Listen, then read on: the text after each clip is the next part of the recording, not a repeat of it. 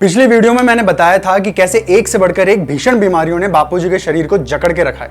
इन सब के ऊपर हाल ही में बापूजी का कोरोना टेस्ट भी पॉजिटिव आ गया है और वर्तमान में वे जोधपुर के एम्स अस्पताल में भर्ती हैं। मतलब दिन प्रतिदिन बापूजी के जीवन और मृत्यु का प्रश्न जटिल होता जा रहा है। मैंने श्री नारायण साईं जी के साथ मिलकर एक रिट याचिका 16 मार्च 2021 को राजस्थान उच्च न्यायालय जोधपुर के समक्ष दायर की थी। यह याचिका मुख्य रूप से इस तथ्य पर आधारित है कि पिछले 7.5 वर्षों के दौरान जेल के प्रोटोकॉल के अनुसार बापूजी को दिए गए तथाकथित उपचार से उनकी किसी भी बीमारी का प्रबंधन या इलाज नहीं हो पाया है। हुआ है तो सिर्फ ये कि जेल के अंदर समय बीतने के साथ उनके शरीर में जानलेवा और खतरनाक बीमारियों का विकास हुआ है और हर बीमारी अपने अधिक गंभीर रूप में बदलती जा रही है। PIVD यानी स्लिप डिस्क जैसी गंभीर बीमारियों को उनके रिकॉर्ड में लिखा ही नहीं गया और इसी कारण उन बीमारियों की कोई चिकित्सा भी नहीं हो रही है। तो ऐसी स्थिति में जहां बापूजी को प्रभावी और उपयुक्त चिकित्सा उपचार से वंचित रखा गया है, इस स्थिति में खतरा उनके जीवन पर है और वे कभी भी शरीर त्याग सकते हैं।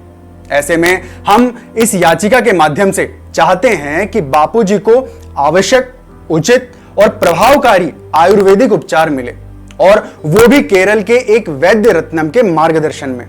इस याचिका पर तुरंत सुनवाई हो सके इसलिए एक के बाद एक 8 अर्जेंट एप्लीकेशंस लगाई गई, लेकिन उनमें से किसी को भी कोर्ट ने सुनना जरूरी नहीं समझा और शायद इसीलिए इनमें से एक को भी कोर्ट ने सूचीबद्ध तक नहीं किया।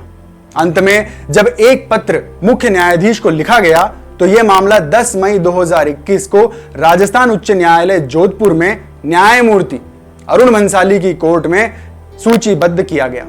10 मई 2021 को कोर्ट रूम में जो बहस हुई वो मैं आपको संक्षिप्त में बताता हूं।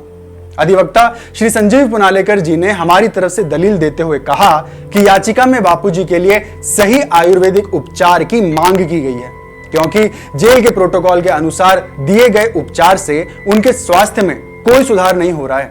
उनके स्वास्थ्य और उनके जीवन को खतरा है। श्री पुनालेकर जी ने तर्क दिया कि जैसे जैसे जेल में समय बीत रहा है, बापूजी का स्वास्थ्य और भी खराब होता जा रहा है और उनकी बीमारियों वाली लिस्ट बढ़ती जा रही है। 2015 में जेल में ही उन्हें 4 जानलेवा बीमारियों से पीड़ित पाया गया था। इसके लगभग 1 वर्ष बाद ही बापूजी को 8 जानलेवा बीमारियों से ग्रस्त पाया गया। वर्तमान में वे 11 जानलेवा बीमारियों से पीड़ित हैं और हाल ही में जेल के अंदर उन्हें कोरोना वायरस से संक्रमित पाया गया है।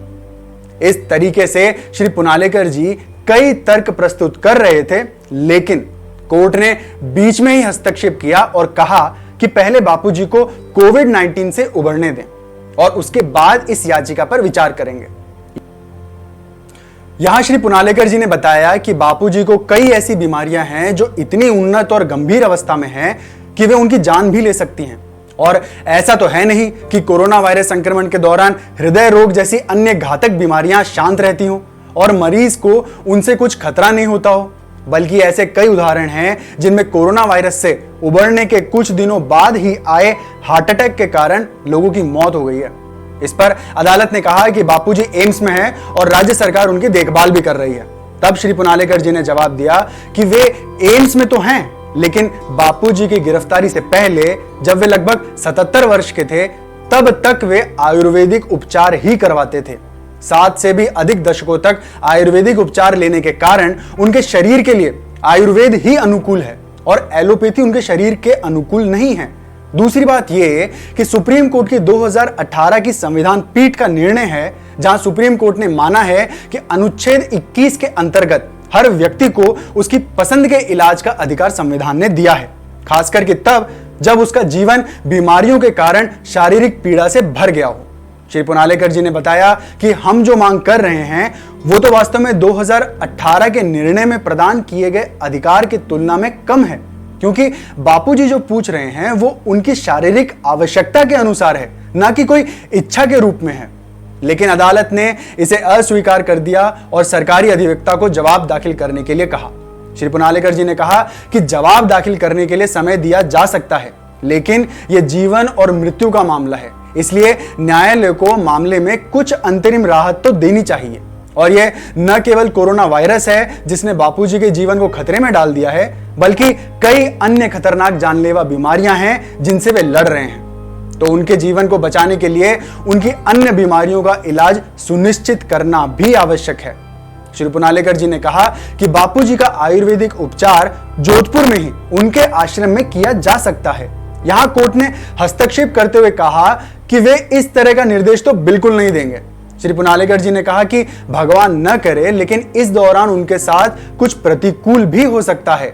उनके जीवन की सुरक्षा के लिए कुछ किया जाना चाहिए। परंतु कोर्ट ने पुनः दोहराया कि हमने पहले ही अपना मन की बात आपसे कह दी है और कहा कि सरकारी अधिवक्ता को याचिका की कॉपी नहीं मिली है। तब श्री पुनालेकर जी ने स्पष्ट कर दिया कि मार्च में याचिका दाखिल होते ही कॉपी दे दी गई थी, लेकिन कोर्ट ने फिर से कॉपी देने के लिए कहा और सरकारी अधिवक्ता को जवाब दाखिल करने का निर्देश दिया। इस पर श्री पुनालेकर जी ने फिर से कहा कि इस तरह की स्थिति में जब न्यायालय इस मामले में कुछ भी अंतरिम राहत देने के लिए इच्छुक नहीं है, तो मामले को कल या परसों रखा जाना चाहिए। लेकिन कोर्ट पर इसका भी कोई फर्क नहीं पड़ा और कोर्ट ने कहा कि सरकारी अधिवक्ता को कुछ समय तो देना होगा और मामले को 18 मई को पोस्ट कर दिया। श्री पुनालेकर जी ने एक बार फिर से अदालत से इस मामले को नजदीक की तारीख पर रखने का अनुरोध किया, लेकिन अदालत ने साफ मना कर दिया।